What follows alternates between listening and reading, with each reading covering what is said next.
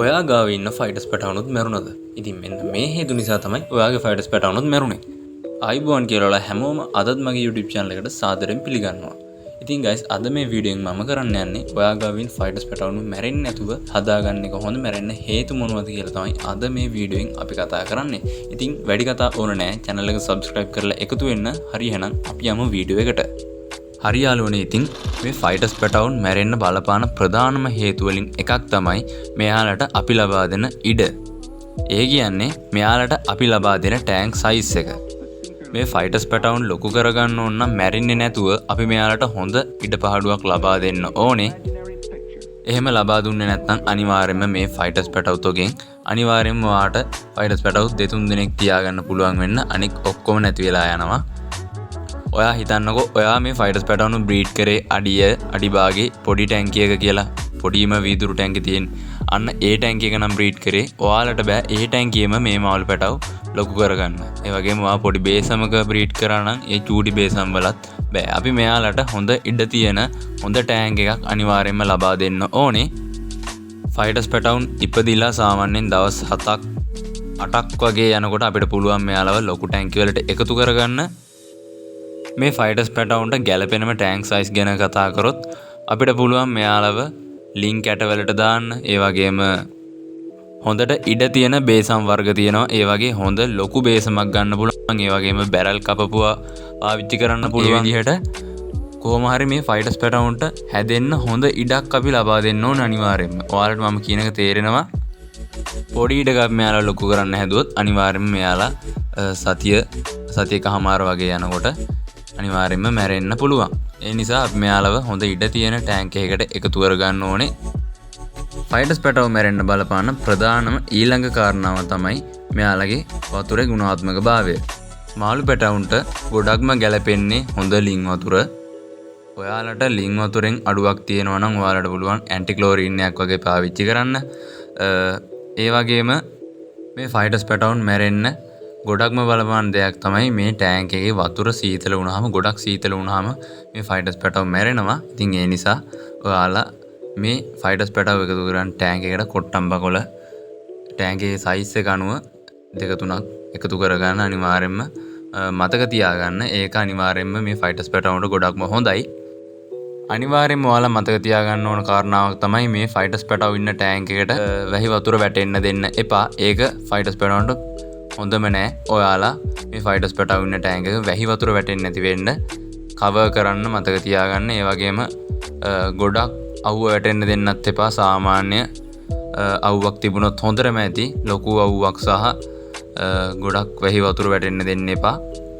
මේ වැහි වතුර එකතු වුණ ගමන් ඔයාගේ ෆයිටර්ස් පැටව මැරෙන්න බලනවා. ඒක මටත් වෙලා තියෙනවා. ඉතින් ඒ නිසා ඔයාලා මතක තියාගන්න ඔයාලගේ ෆයිටර්ස් පැටව ඉන්න ටැංක් එක කවර් කරලා තියාගන්න. ෆයිටර්ස් පැටව මැරෙන්න බලපාන ඊළඟ කාරණාව තමයි හරියට ෆීඩ් එකක් ලැබෙන්නේ නැති එක. ඉතින් යාළුවනේ අපිට පුළුවන් මේ ෆයිටර්ස් පැටව ඉපදුණු මුල්ම සතියේ බිත්තර කහමද එහෙමත් නැත්නම් බ්‍රයින් ස්ට්‍රිම්ප් වගේ දෙන්න. ඔයාලට බ්‍රයින් ස්ට්‍රිම්ප් ගන්න පුළුවන් නම් අනිවාර්යයෙන්ම බ්‍රයින් ස්ට්‍රිම්ප් දෙන්න. ඔයාලගේ ෆයිටර්ස් පැටවගේ හොඳ වර්ධනයක් ලබා ගන්න පුළුවන්. බ්‍රයින් ස්ට්‍රිම්ප් ගන්න බැරි කෙනෙක් නම් ඔයාලට පුළුවන් බිත්තර කහමද වතුර එකකට දාලා බිත්තර කහමද වතුර වගේ හදාගෙන මේ ෆයිටර්ස් පැටවුන් ෆීඩ් කරන්න පුළුවන්. සාමාන්‍යයෙන් සතියක් එකමාරක් විතර යනකම්. ඊට පස්සේ සති 2කින් විතර ඔයාලට පුළුවන් මෙයාලට ඩී කැප් එක ෆීඩ් කරන්න. ඩී කැප් කියන්නේත් ගොඩක්ම හොඳ කෑම එකක්. මගේ ෆයිටර්ස් පැටවුන්ටත් මම දෙනවා පෞද්ගලිකව සෑහෙන හොඳ වර්ධනයක් මේ ෆයිටර්ස් පැටවුන්ගේ බලා ගන්න පුළුවන් ඩී කැප් එක ෆීඩ් කරපුවාම. ඔයාලා අනිවාර්යයෙන්ම මතක තියාගන්න බිත්තර කහමද ඔයාලා ෆීඩ් කරනවා නම් වතුරට ගොඩක් එකතු වෙන්න දෙන්න එපා. වතුර පල් වුණොත් ඒකත් අපේ ෆයිටර්ස් පැටවුන්ට හොඳ නෑ. ඒ නිසා ගානට දෙන්න ඔයාලා වග බලා ගන්න. ඉතුරු වුණොත් ඒවා චූටි බටයකින් හරි එළියට අයින් කරලා දාන්න. ඉතින් මේ ෆයිටර්ස් පැටවුන්ට ෆීඩ් කරන විදිය සාරාංශයක් විදියට කිව්වොත් මම කරන්නේ සති එකමාරක් 2ක් විතර යනකම් මේ ෆයිටර්ස් පැටවුන්ට බිත්තර කහමද ෆීඩ් කරනවා. මුල් සතිය එකමාර වගේ බිත්තර කහමද වතුර හදලා දෙනවා. ඊට පස්සේ සති 2කට පස්සේ මම ඩී කැප් එක ෆීඩ් කරනවා. ඊට අමතරව ඊට මැදින් බිත්තර කහමද ආයේ අතින් කුඩු කරලා වගේ දෙනවා.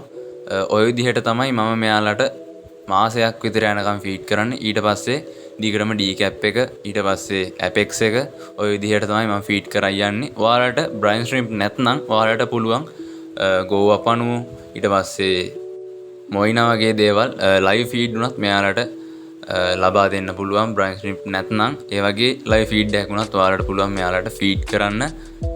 ෆයිටර්ස් පැටවුන්ට දෙන කෑම ගැන මම අනිවාර්යයෙන්ම ඉස්සරහට තව වීඩියෝ එකක් කරන්නම් විස්තරාත්මකව පැහැදිලිව.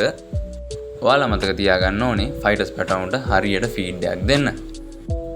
ඒ වගේම guys ඔයාලා අනිවාර්යයෙන්ම මේ ෆයිටර්ස් පැටව දාන ටැංක් එක හරි පොන්ඩ් එක හරි ලොකු කරන්න දාන ටැංක් එක හෝ පොන්ඩ් එක අනිවාර්යයෙන්ම මෙයාලගේ ස්වභාවික පරිසරය හදලා දෙන්න වග බලා ගන්න. නිකම්ම වතුර දාලා නිකම්ම මාළු ටික දාලා එහෙම තියනවට වැඩිය අපිට පුළුවන් මෙයාලව හොඳට හදාගන්න මෙයාලගේ ස්වභාවික පරිසරය හදලා දෙන එකෙන්. ඔයාලට පුළුවන් කොට්ටම්බකොළ එකතු කරන්න. ඒ වගේම අනිවාර්යයෙන්ම කොට්ටම්බකොළ එකතු කරන්න මතක තියාගන්න. ඊට අමතරව පුළුවන් කෙසෙල් කොළ එකතු කරන්න.